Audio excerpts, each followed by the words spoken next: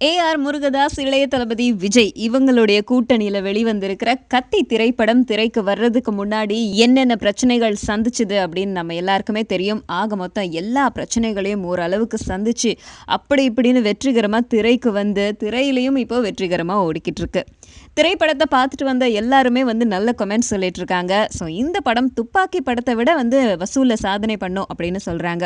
படம் வெளியாகிறதுக்கு ஒரு சில சந்தேகங்கள் எழுந்ததன் காரணமா இந்த படத்துடைய ப்ரீ புக்கிங் ஒரு நாளைக்கு முன்னாடி, அதாவது தீபாவளி 22ஆம் தேதி 21ஆம் தேதியிலிருந்து தான் புக்கிங் ஆரம்பிச்சது. ஆனா ஒரு வாரத்துக்கான புக்கிங் ஃபுல் ஆயிடுச்சு. ஸோ அது வரைக்கும் ரசிகர்கள் காத்திருந்த எல்லா டிக்கெட்ஸையும் வாங்கி தீத்துட்டாங்க. வெளியான 2-3 நாட்கள்லயே 30 கோடியும் தாண்டிடுச்சான் இந்த படத்துடைய வசூல். இன்னும் ஓரிரு நாட்கள்ல 50 கோடியும் தாண்டும் அப்படின்னு சொல்லுறாங்க. இதுல இருந்து என்ன தெரியுது அப்படின்னா, இதுக்கு முன்னாடி இவங்க 2 பேருடைய கூட்டணியில வெளிவந்த துப்பாக்கி படத்துடைய வசூலையும் இந்த கத்தி திரைப்படம் பீட் பண்ணும் அப்படின்னு சொல்றாங்க. ஆக மொத்தம் திரைப்படம் வெற்றி அப்படிங்கிறது ரசிகர்களுடைய கருத்து.